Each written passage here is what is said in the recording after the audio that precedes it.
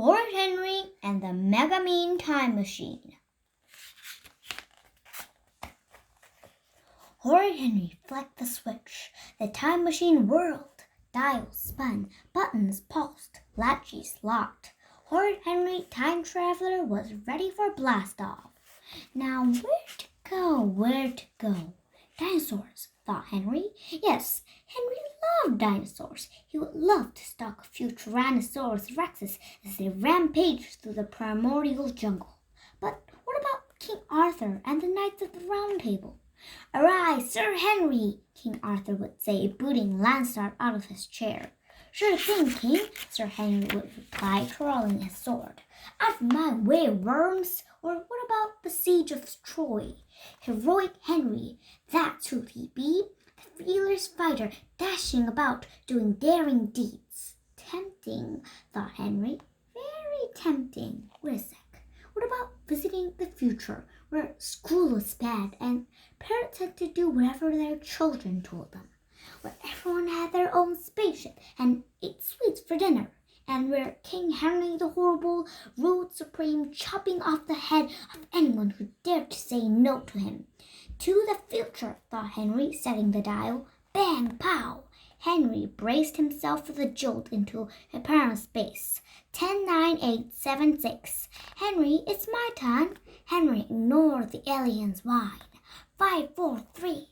Henry, if you don't share, I'm going to tell Mom. Arr! The time machine juddered to a halt.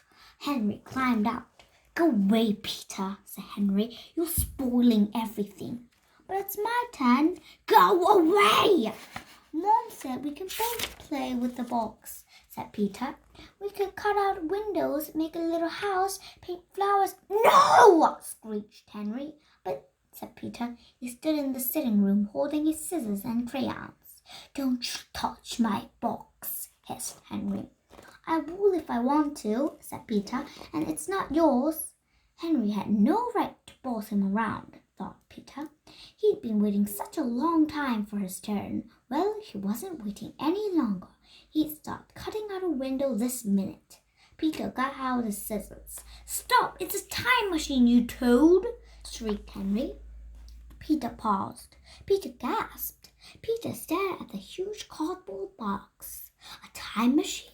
A time machine? How could it be a time machine? It is not, said Peter. It is too, said Henry. But it's made of cardboard, said Peter, and the washing machine came in it. Henry sighed. Don't you know anything? If it looked like a time machine, everyone would try to steal it. It's a time machine in disguise. Peter looked at the time machine. On the one hand, he didn't believe Henry for 1 minute. This was just of Henry's tricks. Peter was 100,000,000,000,000% certain Henry was lying. On the other hand, what if Henry was telling the truth for once, and there was a real time machine in his sitting room? If it is a time machine, I want to have a go, said Peter. You can't. You're too young, said Henry. I'm not. Or too. Perfect Peter stuck out his bottom lip. I don't believe you anyway. Horrid Henry was outraged. Okay, I'll prove it. I'll go to the future right now. Stand back. Don't move. Horrid Henry leaped into the box and closed the lid. The time machine began to shudder and shake. Then everything was still for a very long time. Perfect Peter did not know what to do. What if Henry was gone forever? What if he was stuck in the future? I could have his room, thought Peter. I could watch whatever I wanted on telly. Suddenly, the box tipped over and Horrid Henry staggered up. Well, where am I? He stuttered. Then he collapsed on the floor. Peter stared at Henry. Henry stared wildly at Peter. I've been to the future, gasped Henry, panting. It was amazing. Wow, I met my great-great-great-great-grandson. He still lives in this house, and he looks just like me. So he's ugly, muttered Peter. What did you say? hissed Henry. Nothing, said Peter quickly. He didn't know what to think. Is this a trick, Henry? Of course it isn't, said Henry. And just for that, I won't let you have a go. I can if I want to, said Peter. You keep away from my time machine, said Henry. One wrong move and you'll get blasted into the future.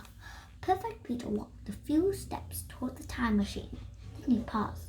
What's it like in the future? Boys wear dresses, said Horrid Henry, and lipstick. People talk ugh language. You'd probably like it. Everyone just eats vegetables. Really? And kids have loads of homework. Perfect Peter loved homework. Ooh, this Peter had to see, just in case Henry was telling the truth. I'm going to the future and you can't stop me, said Peter. Go ahead, said Henry. Then he snorted. You can't go looking like that. Why not, said Peter. 'Cause everyone will laugh at you. Perfect Peter hated people laughing at him. Why? Because to them you look weird. Are you sure you really want to go to the future? Yes, said Peter. Are you sure you're sure? Yes, said Peter. Then I'll get you ready, said Henry solemnly. Thank you, Henry, said Peter. Maybe he'd been wrong about Henry. Maybe going to the future had turned him into a nice brother. Horrid Henry dashed out of the sitting room. Perfect Peter felt a quiver of excitement. The future. What if Henry was really telling the truth? Horrid Henry returned carrying a large wicker basket. He pulled out an old red dress of Mom's, some lipstick, and a black frothy drink. Here, put this on, said Henry. Perfect Peter put on the dress. It dragged on the floor. Now, with a bit of lipstick, said Horrid Henry, applying big blobs of red lipstick all over Peter's face. You'll fit right in. Perfect, he said, standing back to admire his handiwork. You look just like the boy from the future. Okay, said Perfect Peter. Now listen carefully, said Henry. When you arrive, you won't be able to speak the language unless you drink this bibble-babble drink. Take this with you and drink it when you get there. Horrid Henry held out the frothy black drink from his dungeon trinket. Peter took it. You can now enter the time machine. Peter obeyed. His heart was pounding. Don't get out until the time machine has stopped moving completely. Then count to 25 and open the hatch very, very slowly. You don't want a bit of you in the 23rd century. And the rest here in the 21st. Good luck! Henry swirled the box round and round and round. Peter began to feel dizzy. The drink sloshed on the floor. Then everything was still. Peter's head was spinning. He counted to 25, then crept out. He was in the sitting room of a house that looked just like his. A boy wearing a bathrobe and a silver waggly antenna with his face painted in blue stripes stood in front of him. Ugh, said the strange boy. Henry, said Peter. Blah, blah, said the boy. Said Peter uncertainly. I will drink blah, said the boy, pointing to Peter's babble drink. Peter drank the few drops which were left. I'm Zog, said Zog. Who are you? I'm Peter, said Peter. Ah, welcome. You must be my great Uncle Peter. Your very nice brother Henry told me all about you when he visited me from the past. Oh, what did he say? Said Peter. That you were an ugly toad? I'm not. Wait a minute, he added suspiciously. Henry said that boys wore dresses in the future. They do, said Zog quickly. I'm a girl. Oh, said Peter. He gasped. Henry would never in a million years say he was a girl, not even if he were being poked with red-hot pokers. Could it be? Peter looked around. This looks just like my sitting room. Zog snorted. Of course it does, Uncle Pete. This is now the Peter Museum. You're famous in the future. Everything has been kept exactly as it is. Peter beamed. He was famous in the future. He always knew he'd be famous. A Peter Museum. He couldn't wait to tell Spotless Sam and Tidy Ted. There was just one more thing. What about Henry? He asked. Is he famous too? Nah, said Zog smoothly. He's known as what his name Peter's older brother. Ah, Peter swelled with pride. Henry was his lowly place at last. That proved it. He really traveled to the future. Peter looked out the window. Strange, how the future didn't look so different from his old time. Zog pointed. Our spaceships, he announced. Peter stared. Spaceships look just like cars. Why aren't they flying? Said Peter. Only at night time, said Zog. You can either drive them or fly them. Wow, said Peter. Don't you have spaceships?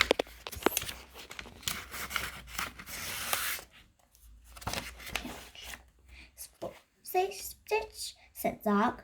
No, said Peter. Cars. I didn't know they had cars in the olden days, said Zog. Do you have blizzarders and zap snappers? No, said Peter. What? The front door slammed. Mom walked in. She stared at Peter. What on earth? Don't be scared, said Peter. I'm Peter. I come from the past. I'm your great-great-great-grandfather.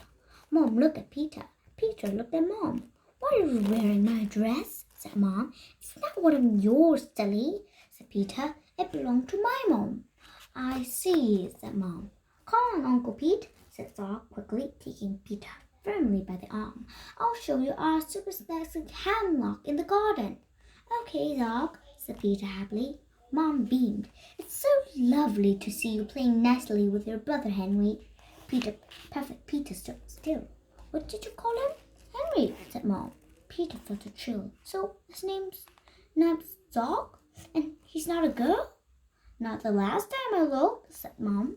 And this house is, said Peter. The Peter Museum? Mom glared at Henry. Henry, have you been teasing Peter again? Ah, trick you, shrieked Henry. Na.